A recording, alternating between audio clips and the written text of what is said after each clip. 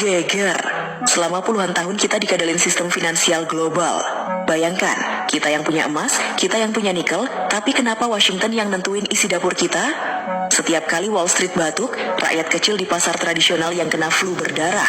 Tapi maaf, era kepasrahan itu sudah berakhir total. Hari ini duet paling nekat dan berani, Presiden Prabowo Subianto bersama arsitek ekonomi Purbaya Yudi Sadewa resmi mengumandangkan perang terbuka melawan hegemoni dolar melalui revolusi rupiah (LCS). Dan memang rupiah ini yang gue takutkan adalah memang by design untuk menjatuhkan Indonesia. Alasannya saya sudah bahas di Untold Story ya. Memang Indonesia banyak kelemahan dan memang kita harus perbaikan luar biasa. Dan tentunya apa saja yang harus diperbaiki, kita sudah banyak declare ya. Gak cuman bikin barat gemetar, kebijakan tegas ini langsung bikin para mafia dolar dan antek oligarki hitam kejang-kejang karena keran penyelundupan devisa mereka ditutup paksa.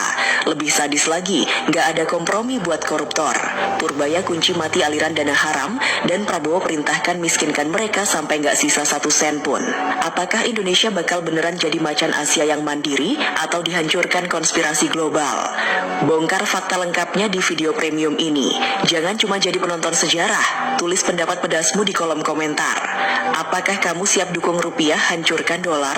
Sukai video ini, bagikan ke seluruh rakyat Indonesia, dan klik subscribe biar nggak ketinggalan bongkar fakta berikutnya.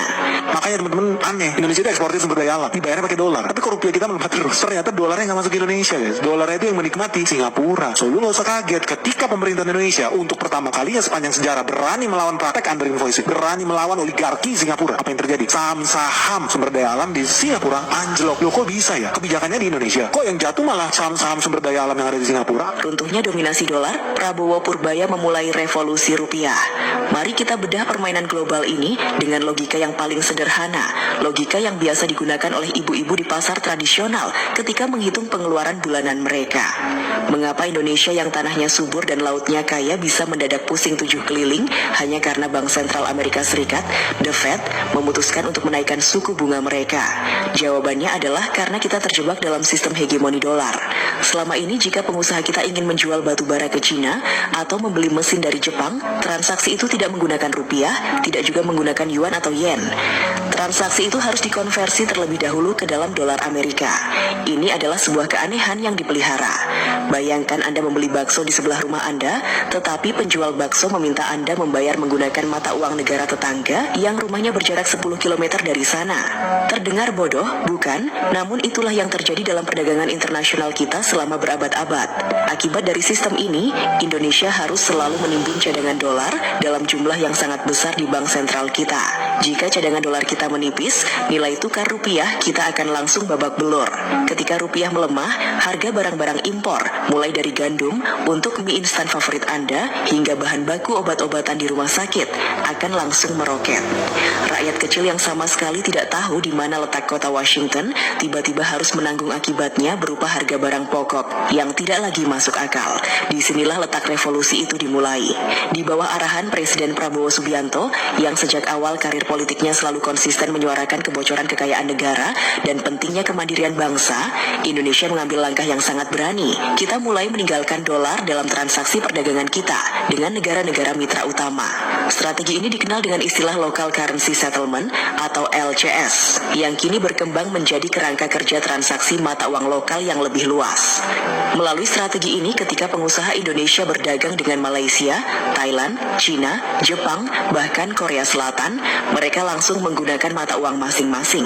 Rupiah langsung ditukar dengan yuan, yen, atau ringgit tanpa perlu mampir dan membayar UPT konversi kepada dolar Amerika. Langkah ini bukan sekadar kebijakan teknis perbankan yang membosankan. Ini adalah sebuah pemberontakan terbuka terhadap sistem moneter global yang selama ini tidak adil.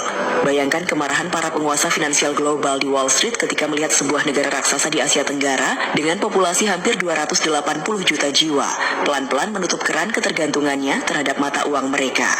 Bagi mereka, tindakan Indonesia ini adalah presiden buruk yang bisa memicu negara-negara berkembang lainnya untuk melakukan hal yang sama. Dedolarisasi bukan lagi sekadar wacana akademis di ruang-ruang kuliah yang sejuk. Di tangan pemerintahan saat ini, dedolarisasi telah berubah menjadi senjata diplomasi ekonomi yang sangat mematikan. Tentu saja keberanian politik yang meledak-ledak dari seorang Prabowo Subianto memerlukan sebuah jangkar eksekusi yang cerdas dan presisi di bidang ekonomi. Keberanian tanpa perhitungan matang hanya akan melahirkan bunuh diri ekonomi. Disinilah peran krusial dari Purbaya Yudhisadewa, sosok ekonom senior yang ditunjuk untuk mengawal arsitektur makroekonomi dan pengelolaan kebijakan fiskal moneter kita. Purbaya bukanlah tipikal ekonom menara gading yang hanya pandai melihat grafik dan mengeluarkan teori-teori indah namun kosong saat diimplementasikan di lapangan. Dia adalah seorang praktisi ekonomi yang tahu persis di mana letak pipa-pipa kebocoran uang negara kita dan dia tahu bagaimana cara menyumbatnya. Purbaya memahami bahwa untuk memperkuat rupiah secara permanen, kita tidak bisa hanya mengandalkan intervensi pasar yang membakar cadangan devisa secara sia-sia. Menjaga rupiah dengan cara membakar dolar di pasar falas itu seperti menyiram air ke atas pasir di padang gurun. Cepat meresap, menghilang, dan tidak menyelesaikan masalah kekeringan yang mendasar. Strategi yang dijalankan bersama oleh tim ekonomi di bawah kepemimpinan saat ini adalah dengan membangun ekosistem di mana rupiah dihargai karena kegunaannya yang nyata dalam sektor real, bukan karena spekulasi di atas kertas. Dengan memperluas jaringan penggunaan mata uang lokal di kancah internasional, Indonesia secara perlahan namun pasti sedang merubuhkan fondasi dominasi dolar yang selama ini mencekik leher perekonomian domestik kita. Mari kita gunakan analogi sederhana agar seluruh rakyat dari Sabang sampai Merauke paham mengapa langkah ini sangat revolusioner. Jika selama ini kita berbelanja di toko milik tetangga sendiri, tetapi selalu diwajibkan menggunakan voucher yang diterbitkan oleh mall terbesar di pusat kota, maka sekarang Prabowo dan Purbaya mengatakan, cukup, voucher itu tidak berlaku lagi di sini.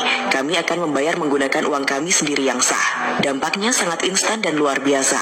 Ketika ketergantungan kita terhadap dolar menurun, maka permintaan terhadap dolar di dalam negeri juga akan merosot. Berdasarkan hukum ekonomi yang paling dasar, ketika permintaan terhadap suatu barang turun, maka harga barang tersebut akan melemah. Dalam konteks ini, ketika dolar tidak lagi diburu secara gila-gilaan oleh para importir kita, maka nilai tukar rupiah akan memiliki ruang bernapas yang jauh lebih lega. Rupiah kita menjadi lebih stabil, lebih tangguh, dan tidak mudah diombang-ambingkan oleh sentimen politik luar negeri yang tidak ada hubungannya dengan hajat hidup orang banyak di Indonesia. Revolusi rupiah ini adalah bentuk nasionalisme modern yang paling nyata. Nasionalisme hari ini bukan lagi sekadar meneriakkan yel-yel merdeka di lapangan terbuka atau memasang bendera di depan rumah setiap bulan Agustus. Nasionalisme sejati di abad ke-21 adalah ketika sebuah bangsa mampu menegakkan mata uangnya sendiri di atas tanah airnya sendiri dan memaksa negara